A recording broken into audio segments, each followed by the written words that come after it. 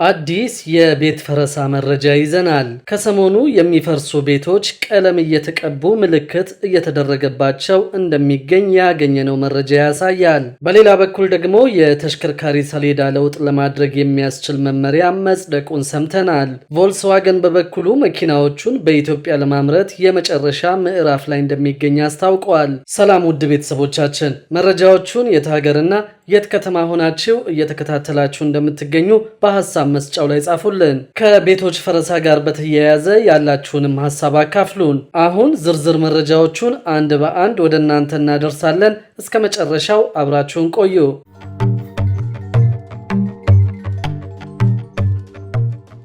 የተሽከርካሪ ሰሌዳ ለውጥ ለማድረግ የሚያስችል መመሪያ ጸድቋል። በኢትዮጵያ የተሽከርካሪዎች የመለያ ቁጥር ሰሌዳ አይነቶችና ምልክቶች መወሰኛና የአገልግሎት አሰጣጥ መመሪያ ጸድቋል። የትራንስፖርትና ሎጂስቲክስ ሚኒስትር አማካሪ ከድል ማግስት ኢብራሂም የተሽከርካሪ ሰሌዳን መቀየርን አስመልክቶ ለዘርፉ የስራ ኃላፊዎች ማብራሪያ ሰጥተዋል። በዚሁ ማብራሪያቸውም የሰሌዳ ለውጡ ዋና ምክንያት ኢትዮጵያ የተቀበለቻቸውን ዓለም አቀፍ ስምምነቶች ታሳቢ ያደረገ የተሽከርካሪ ሰሌዳ እንዲኖር ለማስቻለው ብለዋል። በተጨማሪም ደግሞ ከዚህ ቀደም በነበረው የአሰራር ክፍተት፣ የሀብት ብክነት፣ በሲስተም የተደገፈ ስራ አለመኖር፣ የተላላፊና ቋሚ ሰሌዳ ለሐሰተኛ ሰሌዳ ስራ የተጋለጠ እንደሆነ ተናግረዋል። እንዲሁም የተሽከርካሪ መለያ ቁጥር ሰሌዳ አመራረትና ስርጭትና የአወጋገድ ችግር የሰሌዳ ለውጡን ማድረግ ካስፈለገባቸው ምክንያቶች መካከል ዋና ዋናዎቹ እንደሆኑ ጠቅሰው መመሪያው ችግሮቹን እንደሚፈታ አመልክተዋል። ከዚህ ቀደም ባቀረብንላችሁ መረጃ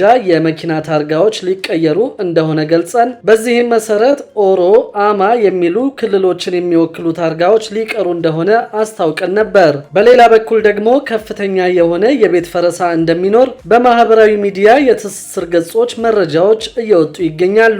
ከሰሞኑ የሚፈርሱ ቤቶች ቀለም እየተቀቡ ምልክት እየተደረገባቸው እንደሚገኝ ያገኘነው መረጃ ያሳያል። በዚህም እንግዲህ በአዳማ ዱላ ሀሮርቴ ቀበሌ ከ2000 በላይ የመኖሪያ ቤቶችን ለማፍረስ ከሚያዝያ 20 ቀን 2017 ጀምሮ ቤቶቹ ላይ ቀለም እየተቀባ መሆኑ ተገልጿል። ከዚህም ጋር ተያይዞ ነዋሪዎች እንደተቸገሩና ቦታቸውን ለቀው ወዴት መሄድ እንዳለባቸው ግራ እንደገባቸው ተናግረዋል። የመኖሪያ ቤታቸውም ከ14 እስከ 19 ዓመት የኖሩበት ቦታ እንደሆነ አስረድተዋል። ሆኖም ግን ካለፉት ቀናት ወዲህ ለልማት ተብሎ ከቤታችሁ ውጡ መባላቸውን አስታውቀዋል። በቀበሌ ውስጥ የሚታወቁ የተደራጁ ኃይሎች እየተንቀሳቀሱ ነው ከማለት ባለፈም ሌሎች ልክ ያልሆኑ አሰራሮች በስፋት እየታዩ ነው ሲል ዘኢትዮጵያ ዘግበዋል። በተለያዩ አካባቢዎች በቀጣይ ይፈርሳሉ የተባሉ ቤቶች በቀለም ምልክት እየተደረገባቸው እንደሚገኝ ከተለያዩ ቦታዎች ያገኘናቸው መረጃዎች ያሳያሉ።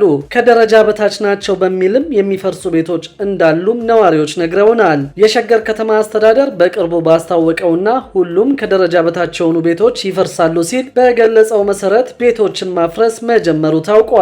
በተለይ ለገጣፎ የተለያዩ አካባቢዎች ቤቶችን በመደዳው ለማፍረስ በቀለም ምልክት ተደርጎባቸው መፍረሳቸው ታውቋል። ከከተማ ሸሽተን ኪራይ ይቀንሳል በሚል ነበር የገባ ነው የሚሉት የአካባቢው ነዋሪዎች ከዚህ በኋላ ከሀገራችን ወዴት እንሂድ ሲሉ ጠይቀዋል። ተመሳሳይ እርምጃ በተለያዩ የሀገሪቱ አካባቢዎችን በመካሄድ ላይ እንደሚገኝ ያገኘነው መረጃ ያሳያል። በሞጆ ከተማ ጨረቃ ቤት በማለት በአንድ ቀበሌ ብቻ ከ400 በላይ የሚሆኑ ቤቶችን ለማፍረስ የቀበሌ አመራሮች ቀይ ቀለም እየቀቡ መሆኑን ከቦታው የደረሰ መረጃ ያሳያል። ይህንን የቤቶችን ፈረሳ በመቃወም አምነስቲ ኢንተርናሽናል መንግስት የሚያካሂደውን የኮሪደር ልማት ሙሉ ለሙሉ እንዲያቋርጥ መጠየቁ ይታወሳል። መንግስት የሚያካሂደው የኮሪደር ልማት በሰብአዊነት ላይ የሚያስከትለው ተጽዕኖ እስኪጠና ድረስ የከተማ ነዋሪዎችን ለልማት ሲል ማፈናቀሉን እንዲያቆም ተቋሙ ጥያቄውን አቅርበዋል። የመንግስት ባለስልጣናት በኮሪደር ልማቱ ምክንያት የተፈናቀሉትን በበቂ ሁኔታ ማማከር እንዳልቻሉና ቤቶችና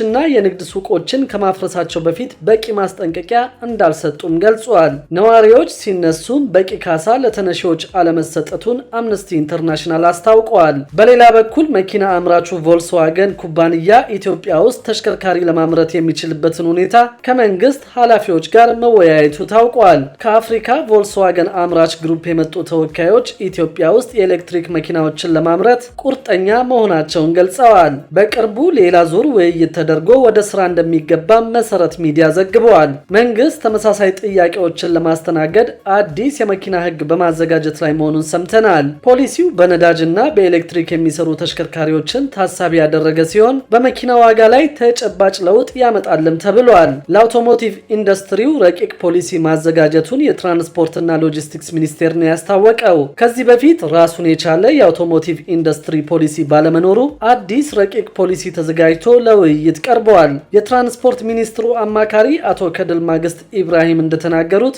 ረቂቅ የአውቶሞቲቭ ኢንዱስትሪ ፖሊሲ መዘጋጀቱን ተናግረዋል። እንደ አማካሪው ገለጻ ረቂቅ ፖሊሲው የተዘጋጀው የሀገሪቱን ስትራቴጂካዊ እቅድ መነሻ በማድረግ ነው። ፖሊሲው የኢትዮጵያ አውቶሞቲቭ ኢንዱስትሪ ምን እንደሚመስል፣ ቀጣይ እቅዶችንና ተያያዥ ጉዳዮችን በተመለከተ የሚነሱ ጥያቄዎችን ለመመለስ መዘጋጀቱን ገልጸዋል። ፖሊሲው ነዳጅና ኤሌክትሪክ የሚጠቀሙ ተሽከርካሪዎችን ታሳቢ በማድረግ መዘጋጀቱን፣ ተሽከርካሪዎች ከውጭ እንዴት እንደሚገቡ፣ ተሽከርካሪዎቹ ማሟላት ስለሚኖርባቸው የጥራት ደረጃ፣ የተሽከርካሪ አምራች ኩባንያዎች በሀገር ውስጥ ማምረቻና መገጣጠሚያ እንዲገነቡ ስለሚበረታቱበት ሁኔታ በረቂቅ ፖሊሲ ውስጥ መካተቱንም አቶ ከድል ማግስት አስረድተዋል። በሌላ በኩል በአዲስ አበባ ለትራንስፖርት አገልግሎት የሚውሉ ብስክሌቶች ከተመረቱ 2 ዓመት ያላለፋቸው መሆን እንደሚገባ የሚያዝ ደንብ ተግባራዊ ሆነዋል። በአዲስ አበባ ከተማ በብስክሌት የትራንስፖርት አገልግሎት ለመስጠት የስራ ፍቃድ የሚጠይቅ ሰው 300 እና ከዚያ በላይ ብስክሌቶችን ለአገልግሎት ማቅረብ የሚችል መሆን እንዳለበት የሚደነግግ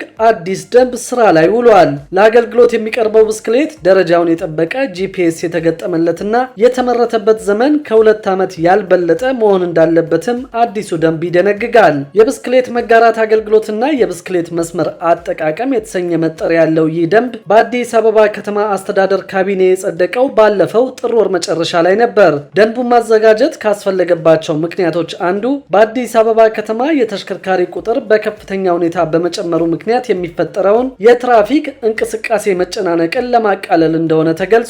ከቦታ ቦታ የሚደረግ እንቅስቃሴን ለማቀላጠፍ፣ የከባቢ አየር ብክለትን ለመቀነስ እንዲሁም የከተማይቱ ነዋሪዎች ብስክሌትን በማሽከርከር የአካል ብቃታቸውን በማዳበር ጤናማ ዜጋ እንዲሆኑ ለማስቻል የሞተር አልባ ትራንስፖርትን ማስፋፋት አስፈላጊ መሆኑን ተጠቅሷል። ለዚህም ደህንነቱ የተጠበቀ፣ ወጪ ቆጣቢ፣ ተደራሽ፣ ፍትሃዊ፣ ዘላቂነት ያለውና የማህበረሰቡን ፍላጎት ለማሟላት የሚያስችል የብስክሌት ትራንስፖርት አገልግሎት የአሰራር ስርዓት መዘርጋት አስፈላጊ ሆኖ በመገኘቱ የአዲስ አበባ ከተማ አስተዳደር ካቢኔ ደንቡን ማውጣቱ ተመልክቷል። ደንቡ የብስክሌት የትራንስፖርት አገልግሎቶችን ለሁለት ይከፍላቸዋል። የመጀመሪያው የትራንስፖርት አገልግሎት ብስክሌቱን የሚያሽከረክረው ሰው በራሱ ከቦታ ቦታ የሚንቀሳቀስበት ነው። ሁለተኛው የአገልግሎት አይነት ደግሞ ብስክሌቱ ባለው የእቃ መጫኛ ማስቀመጫ ቦታ በመጠቀም እቃዎችንና መልእክቶችን ማመላለስን የሚመለከት እንደሆነ በደንቡ ላይ ሰፍሯል። አዲሱ ደንብ ማንኛውም በብስክሌት ትራንስፖርት አገልግሎት ለመሰማራት የሚፈልግ ሰው ከአዲስ አበባ ትራንስፖርት ቢሮ የስራ ፈቃድ ማውጣት እንዳለበት ይደነግጋል። በስራው የሚሰማራ ሰው ቢያንስ 300 እና ከዚያ በላይ ብስክሌቶች ወይም ከ100 የማያንስ ስኩተሮች ለአገልግሎት ማቅረብ የሚችል መሆን እንዳለበትም በደንቡ ላይ ሰፍሯል። ለአገልግሎት የሚቀርቡት ብስክሌቶች ደረጃቸውን የጠበቀ ጂፒኤስ ያላቸው ወይም የተገጠመላቸው ሊሆን እንደሚገባ በመስፈርቱ ተካቷል። ማንኛውም ኦፕሬተር ለአገልግሎት የሚያቀርበው ብስክሌት የተመረተበት ዘመን ከ2 ዓመት ያልበለጠ መሆን እንዳለበትም ደንቡ ያዛል። በአንድ ኦፕሬተር የሚገኙ ብስክሌቶች ቀለም አንድ ወጥ ሆኖ ከሌላው ጋር የማይመሳሰል መሆን እንዳለበትም በደንቡ ላይ በአስገዳጅነት ተቀምጧል። ይህ ደንብ ካለፈው መጋቢት ወር መጀመሪያ ጀምሮ እየተተገበረ እንደሚገኝ የአዲስ አበባ ከተማ ትራንስፖርት ቢሮ ገልጿል። በአሁኑ ወቅት የስራ ፈቃድ ለማግኘት ፕሮፖዛል ያስገቡ ግለሰቦች እንዳሉም ቢሮ አስታውቀዋል። ክቡራትና ክቡራን የአዲስ ቢዝነስ የዩቲዩብ ቻናል ተከታታዮቻችን ይህንን ቻናል ሰብስክራይብ ሳታደርጉ የምትከታተሉ ከሆነ ቢዝነስና ሌሎች ተያያዥ ጉዳዮችን በተመለከተ አዳዲስ መረጃ ለማግኘት የዩቲዩብ ቻናሉን ሰብስክራይብ በማድረግ ቤተሰብ እንድትሆኑም በትህትና እንጠይቃለን።